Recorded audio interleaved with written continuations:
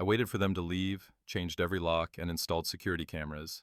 If you're watching this, subscribe and let me know where you're watching from. Now, let me tell you how I ended up hiding behind my own front door, watching my daughter-in-law give unauthorized house tours like she owned the place. Because trust me, nobody saw this coming. 3 months earlier, my life looked completely different. I was Jason Stevens, 63 years old, recently widowed, and apparently stupid enough to believe my son Kevin and his wife Rebecca actually cared about my well-being. After Emma's funeral, they'd been so attentive, so concerned about me living alone in my old house. "Dad, you need something fresh, something to look forward to," Kevin had said, holding my hand like I was a fragile bird. Rebecca nodded earnestly, adding, "We just want you to be happy again." What they really wanted was my inheritance. Not that I knew it at the time. I thought their sudden interest in my finances was genuine concern. When I mentioned Emma's life insurance payout, their eyes lit up like Christmas morning. "You should invest in something stable," Rebecca suggested. "Real estate, maybe." Kevin agreed immediately. "Something that will give you security and purpose." So when I saw the listing for the mansion on Elm Street, I fell in love instantly. Victorian architecture, wraparound porch, 6 bedrooms, 3.5 baths, and enough space for the grandchildren I rarely got to see anymore. I could imagine holiday dinners, summer barbecues, Kevin and Rebecca finally having room to visit comfortably. The asking price was steep, but Emma's insurance money covered it completely. Here's where I made my first smart decision in months. Something told me to keep the purchase quiet. Maybe it was years of watching Rebecca's eyes narrow whenever I mentioned spending money on myself. Maybe it was intuition. Whatever it was, I bought that house under a trust, hired a property management company, and kept my mouth shut. For 6 weeks, I had contractors working day and night.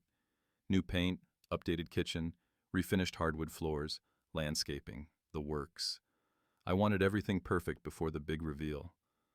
I imagined Kevin's face when I handed him the keys and told him this was their new family home. I pictured Rebecca's tears of joy, the grandchildren's excitement, the fresh start we'd all have together. Instead, I got the shock of my life.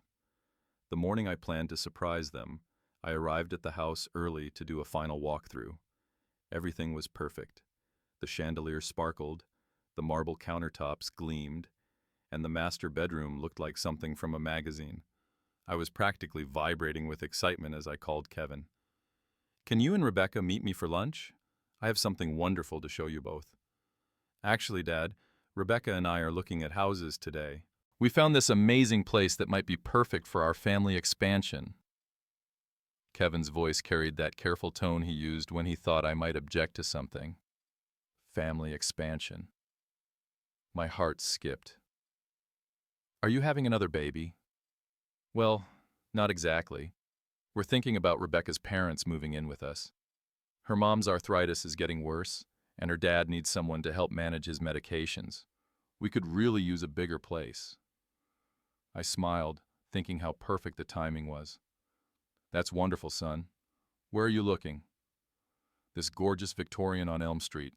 6 bedrooms, huge kitchen, perfect for multi-generational living.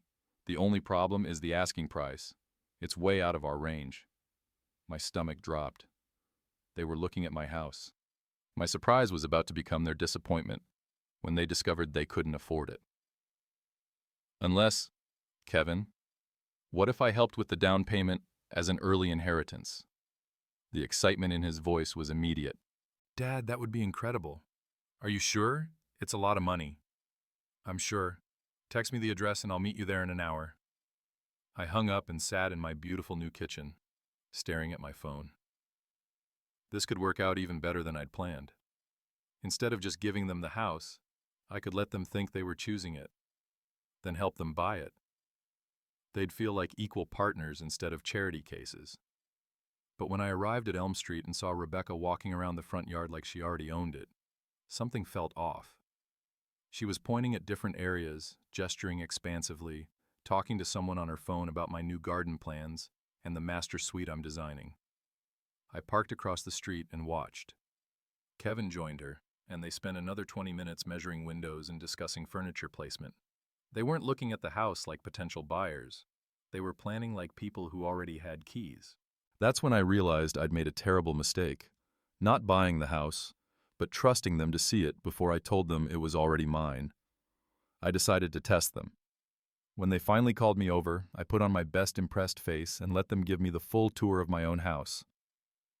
"Look at this kitchen, Dad," Rebecca gushed, running her hands over the marble counters I'd spent weeks choosing. "I can already see myself hosting dinner parties here in this master bedroom." She led me upstairs to the room I designed as my sanctuary. "This will be perfect for Kevin and me. Your room could be the one next to the guest bathroom, small but adequate. My room in the house I bought would be small but adequate." Kevin nodded enthusiastically. "The whole layout is perfect. Dad, you'd love the community here. Very quiet. Great neighbors. You could walk to the park every day." I managed to keep smiling, but inside, I was calculating. They'd already decided I'd be living here, but not as an equal. I'd be the elderly relative, tucked away in the smallest bedroom, grateful for whatever space they allowed me. The inheritance money I'd be providing for the down payment would become their house, their equity, their investment. "The only challenge," Rebecca continued, walking back toward the kitchen, "is that the sellers apparently want cash. No financing allowed." Kevin sighed. "Which means we'd need the full purchase price up front, even with Dad's help. We're talking about draining his entire inheritance just for the down payment on a mortgage we still couldn't qualify for." Rebecca's face fell dramatically. "So close to perfect. And it's just out of reach."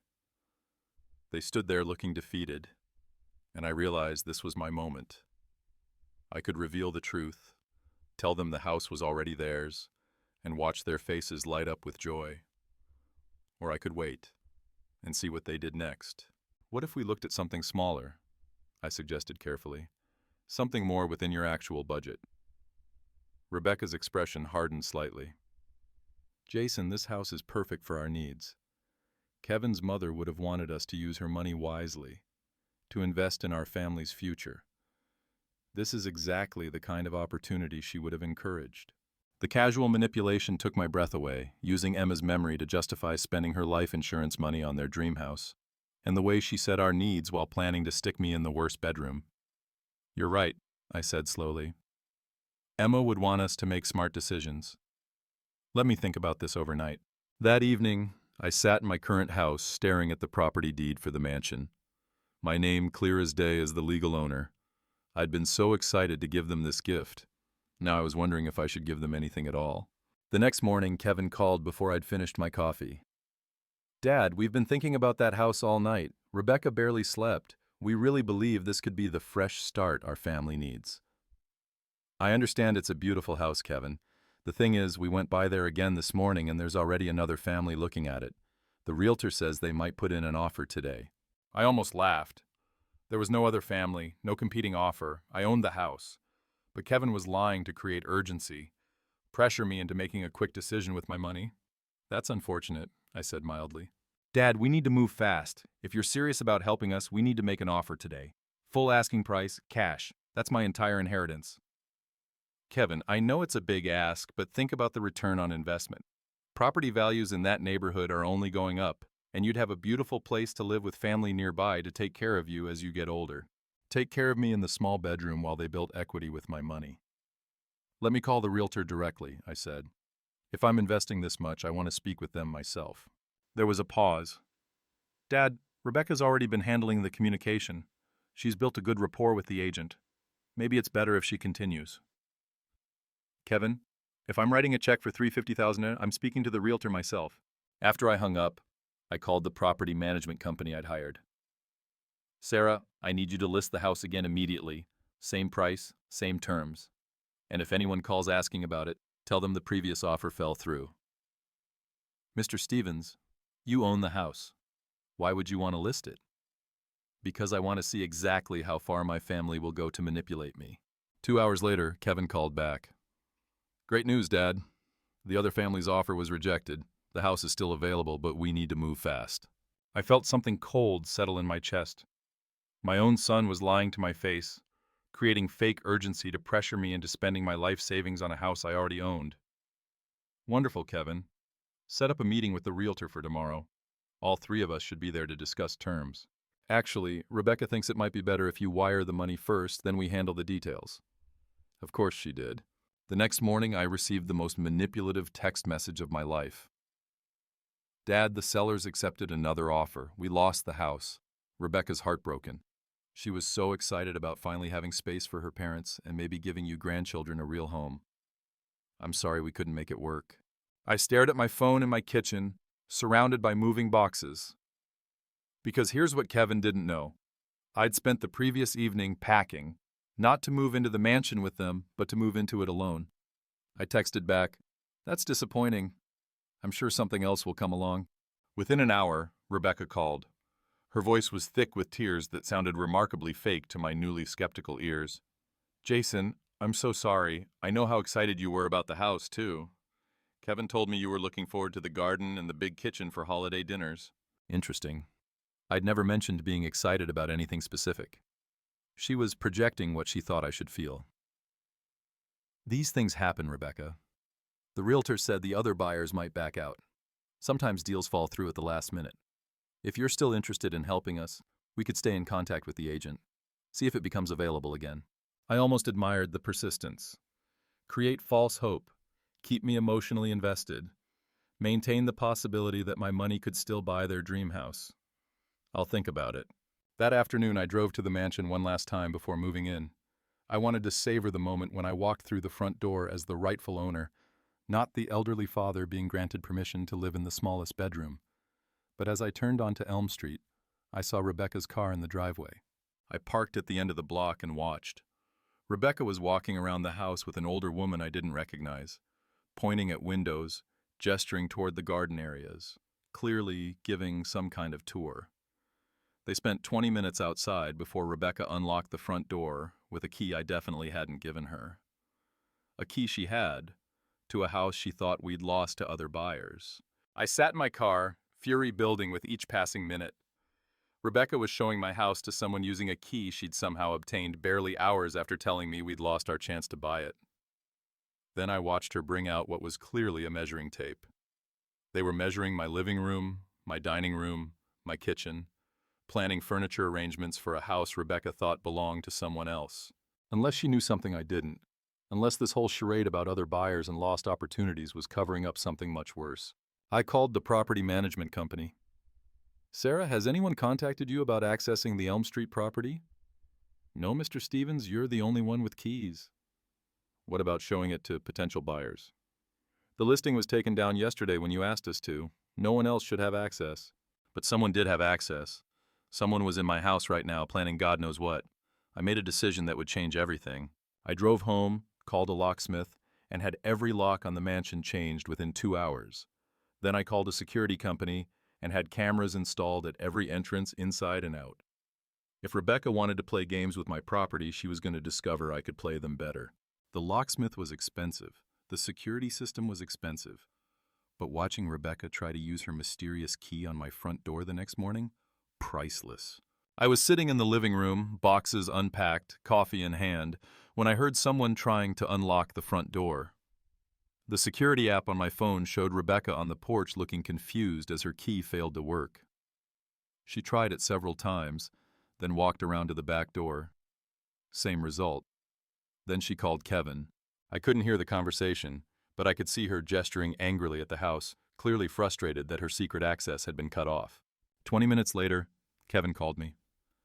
"Dad, the strangest thing happened. Rebecca drove by that house we were looking at, and she thinks someone might have changed the locks. She's worried there might be squatters or vandalism." "Why would Rebecca be checking on a house we don't own?" A pause. She thought she saw broken windows from the street. She was just being a good neighbor. The lies were getting more elaborate, but they were still lies. Rebecca hadn't seen broken windows because there weren't any. She'd been trying to access my house with a key she shouldn't have had. "Kevin, how did Rebecca get a key to that house?" Another pause, longer this time. "What key?" "She tried to unlock the front door this morning. I saw her on the security cameras." Silence. Then Kevin's voice, carefully controlled. "Dad, what security cameras?" "The ones I had installed yesterday on my house, the house I own." The sound that came through the phone might have been Kevin choking on his coffee. Or it might have been the sound of someone's entire deception collapsing in real time. Your house? His voice was barely a whisper. The house I bought 6 weeks ago with Emma's life insurance money. The house I've been renovating while you and Rebecca planned to manipulate me into funding your dream home with my inheritance. The silence stretched so long I thought he'd hung up. Finally, he spoke. Dad, we need to talk. Yes, Kevin, we certainly do. But first, I think you need to explain to your wife that trespassing on someone else's property is illegal, even when you think you're clever enough not to get caught. That evening, as I sat in my beautiful dining room, eating takeout Chinese food off paper plates because I hadn't unpacked my dishes yet, I thought about how different this moment was from what I'd originally planned. I should have been hosting Kevin and Rebecca for a celebration dinner, toasting their new home and our bright future together. Instead, I was alone in my house, watching security footage of my daughter-in-law trying to break in, while my son prepared to explain how they'd planned to steal my inheritance through emotional manipulation. But here's the thing about rock bottom. The view from the top is so much better when you've earned it yourself. Kevin arrived at 8:00 p.m. sharp, looking like he'd aged 5 years since our phone call. Rebecca wasn't with him, which told me everything I needed to know about who was really driving their scheme. Dad, I don't even know where to begin. How about with how your wife got a key to my house? He sat heavily in my new living room chair, the one I'd picked specifically because it was comfortable enough for elderly guests, but sturdy enough to last decades. The irony wasn't lost on me. She befriended the property manager's assistant, told her she was your daughter-in-law, that you'd asked her to check on the renovation progress while you were dealing with grief. Sarah's assistant gave her a key for family access.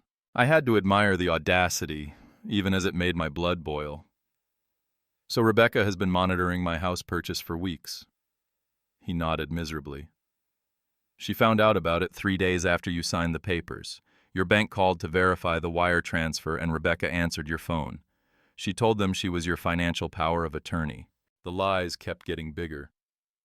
I never gave her power of attorney, she knows that. But the bank representative didn't ask for documentation over the phone. Rebecca got enough information to figure out what you'd done. I poured myself a glass of wine, noting that my hands were perfectly steady. 6 months ago, this level of betrayal would have destroyed me. Now it just felt like confirmation of what I'd suspected. So, instead of talking to me directly, you decided to manipulate me into funding your mortgage on a house I already owned. Kevin's face crumpled. It was Rebecca's idea. She said if we confronted you directly, you might get defensive about spending so much money. She thought if we could make you think it was our idea to buy the house, you'd feel better about helping us. Help you buy a house from myself. We didn't think you'd actually want to live there alone. Rebecca figured you'd eventually want to downsize, maybe move into a senior community. We could buy it from you at fair market value. You'd get your money back, plus appreciation. Everyone would win. I stared at my son, this man I'd raised to be honest and kind, and saw someone I barely recognized. Kevin, do you hear yourself? You planned to trick me into giving you money for a house I already owned, then convince me to sell it to you later. When you say it like that, it sounds criminal. Because it is criminal. It's called fraud.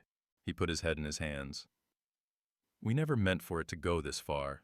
Rebecca just got excited about the house, started planning, making lists. She thought if she could show you how perfect it would be for all of us, with me in the smallest bedroom. That was never the plan. I pulled out my phone and showed him the security footage from that morning. Rebecca trying multiple keys, walking around the house, peering in windows, calling him in frustration. This was never the plan either, I suppose. The next morning, Rebecca called me directly for the first time in months. Her voice had lost all pretense of sweetness. Jason, Kevin told me about your little revelation. I think there's been a misunderstanding. Oh, I understand perfectly. You've been planning to defraud me for weeks. That's a very harsh way to put it. We were trying to find a solution that worked for everyone. I almost laughed. A solution where you get a mansion and I get a small bedroom and the privilege of funding your mortgage. You're twisting our intentions. We never wanted to hurt you. Rebecca, you answered my phone and impersonated someone with legal authority over my finances. You obtained keys to my property under false pretenses. You've been showing my house to other people without permission. What part of that was meant to help me? A long pause. Then her voice changed completely, dropping the fake concern and revealing something much colder. Fine. You want to play hardball? You bought that house to manipulate us. You knew we were looking in that neighborhood, knew we needed more space. You bought it specifically to dangle it in front of us, then snatch it away. The accusation was so ridiculous I actually did laugh. Rebecca, I bought the house as a surprise gift for your family. I was planning to hand you the deed and tell you it was yours. Right. That's why you kept it secret for 6 weeks. I kept it secret because I wanted it to be perfect before I surprised you. I had contractors working around the clock to make sure everything was exactly right for your family. Another pause. Prove it. I'm sorry. Prove you bought it as a gift. Show me the paperwork that says you intended to transfer ownership to Kevin. I realized then that Rebecca had never believed I might be generous. In her mind, every action had an ulterior motive. Every kindness was manipulation. She couldn't conceive of someone spending their inheritance on a gift for family members who'd been taking him for granted. I don't need to prove my intentions to you, Rebecca, but I can prove that you've been trespassing on my property. Kevin's your son. Family has a right to respect boundaries. You lost that right when you decided to lie and scheme instead of having an honest conversation. The conversation ended with Rebecca hanging up on me. 20 minutes later, Kevin called. Dad, Rebecca's upset. She feels like you're punishing her for caring about our family's future. Kevin, your wife committed multiple crimes. She's not the victim here. Couldn't we all just sit down and talk this through? Find a way to make this work for everyone? I looked around my beautiful house, thinking about how many compromises I'd made over the years, how many times I'd given in to keep peace in the family. Kevin, I'm done making things work for everyone else at my own expense. For 2 weeks, my phone rang constantly. Kevin called every morning, Rebecca every afternoon, sometimes together in the evening. The pattern was predictable. Guilt, bargaining, anger, more guilt. Dad, Rebecca's pregnant. That stopped me cold. Pregnant? She just found out. We weren't going to tell anyone yet, but with everything going on, Kevin's voice carried a weight. I recognized this wasn't just news. It was ammunition. Congratulations. I'm happy for you both. The thing is, with a baby coming, we really need more space. Rebecca's morning sickness is already bad, and she's worried about stress affecting the pregnancy. And there it was. The pregnancy card, played exactly when I'd started feeling strong enough to maintain my boundaries. Kevin, I understand you need more space. There are many lovely houses in your price range. But Dad, this house is perfect. Rebecca's already planned the nursery, picked out paint colors. She's emotionally invested. In my house, the one she tried to steal from me. She never tried to steal anything. She just got excited about the possibility. I hung up and called my lawyer. If this was going to become a legal battle, I wanted to be prepared. Mr. Stevens, based on what you've told me, your daughter-in-law may have committed identity theft, fraud, and trespassing. Do you want to press charges? I thought about my grandchild growing up with a mother who thought manipulation was normal family behavior. Not yet, but I want everything documented in case this escalates. That evening, Rebecca showed up at my door. She looked genuinely terrible, pale, and exhausted in a way that suggested the pregnancy news was real. Jason, can we please talk? Just the two of us. No Kevin, no lawyers, no games. Against my better judgment, I let her in. I'm sorry, she said, sitting on the edge of my sofa like she was ready to run. I handled everything wrong. When I found out about the house, I panicked. Kevin and I have been struggling financially more than we told you. His business has been slow. I haven't worked since we got married, and we were behind on rent.